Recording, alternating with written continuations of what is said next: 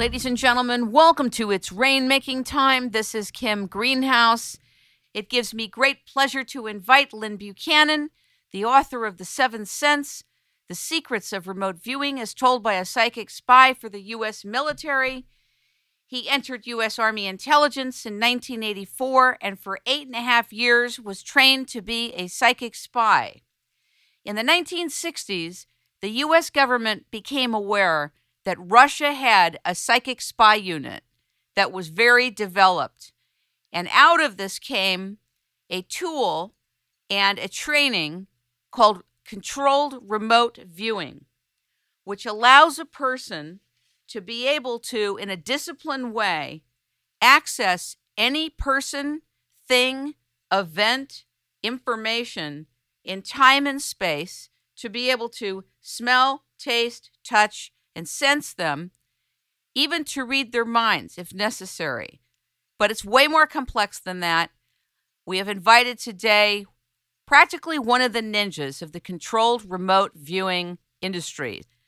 Ladies and gentlemen, welcome Lyn Buchanan to It's Rainmaking Time. Good morning.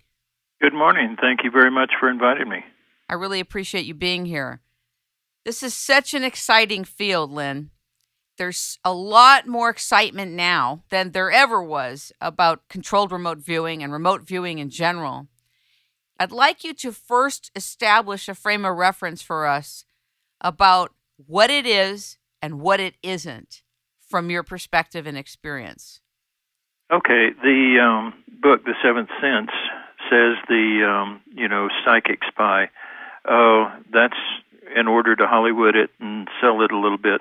The fact is that it's a science that was developed at Stanford Research Institute out in California in a research project which was in response to the fact that they learned that Russia had basically psychic spies, but that didn't stir any imagination or anything. What stirred the imagination was a man named Penkovsky, one of the workers on it, tried to defect, and when he did, he brought a bunch of the papers with him, and they found out that that's where our classified information was leaking. They had been looking for years for, for spies, ground spies, and moles and all this, and they found out that it was through that a lot of our top secret information was being found out by the Russians. So all of a sudden they got pretty serious about it.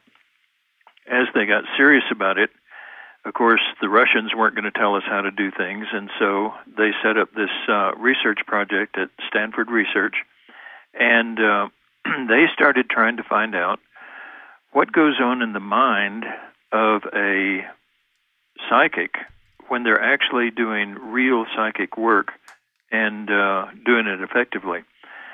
And the hope was that then they could train those brainwave patterns into other people. Well, they found out that it's actually even much easier than that.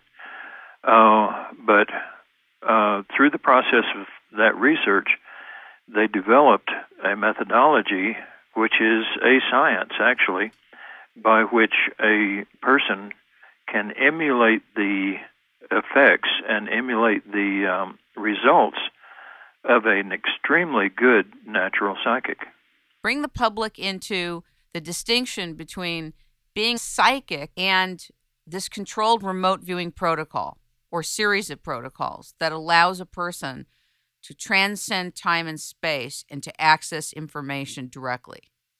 Well, that's an easy question with a very hard answer because I know. there are hundreds of differences. I think one of the main differences would be that as a controlled remote viewer, you don't go into any kind of a trance state. You sit there and you work through a set of procedures and protocols, much as though you were doing a chemistry experiment or something.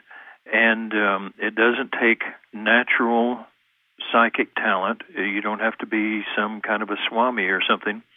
If you sit down and you go through these protocols and these steps are designed Along the line of, let's say, when you smile, you feel better? Yes. Okay. This is a physical discipline which is developed along the lines of a martial art, but also a martial art in which you physically talk to your subconscious mind, and your subconscious mind gives you physical cues in return. And those physical cues, through training, take on meaning, and that meaning can be given then to a customer who needs the information. A little example here. You know how a lie detector will tell if you're lying or telling the truth? That's what I'm told. Yeah. Well, yeah. But it can also tell if you're guessing. I didn't know that. Most people don't, because they don't want you to know that, because they want you to think, that they're in charge of lying and telling the truth and all that. They don't want you guessing. But a tremendously good and well-trained polygrapher can look at those little squiggles, and he can tell whether you're guessing correctly or not, even though you don't know the answer. So somewhere in your subconscious mind is that knowledge, that I guess you would say psychic knowledge. The trick is finding a way to get it to the conscious mind. And one of the facts of life is that the conscious and the subconscious just don't talk to each other. Why do you think that is? I know you're going to explain how they interact, but why do you think that is? I think it's probably some kind of a defense mechanism for us. The subconscious mind is awfully bright, awfully smart, and extremely fast, and many times extremely childish. And I think that, if we were in constant contact with our subconscious mind directly, we might never grow up, Peter Pan, for life. But the fact is that the subconscious mind can talk to the body, and the conscious mind can talk to the body. I can intentionally raise my arm, or let's say I'm not paying attention and something crawls across my hand. My hand will jump up before I'm even conscious of doing it. And so since the two can talk to each other, we train the body to be a translator between the conscious and subconscious mind. And we have found that it works extremely well as a translator. It can actually provide very highly detailed information.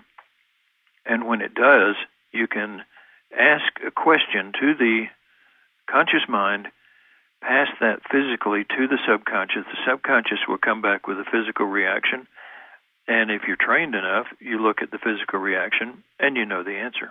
Does this translate to us as the subconscious is connected in with everything that ever was in time, space, and everything that will be in time, space, almost? Well, somehow, yes. Now, people come by and they say, well, where does the information come from? And a lot of people want to say, well, it's spirit guides. And if they say it's spirit guides, I say, oh, well, thank you for that information. If they say it's holograms in the sky, then I say, oh, thank you for that information. And, some say, well, it's the collective consciousness. And I say, oh, thank you. The fact is, nobody really knows where the information comes from. We just know that it comes into the subconscious mind at a very deep level, and that with training, you can bring that information up to the upper level, pass it to the body, and thereby to the conscious mind. So, in a sense, there is a way to transcend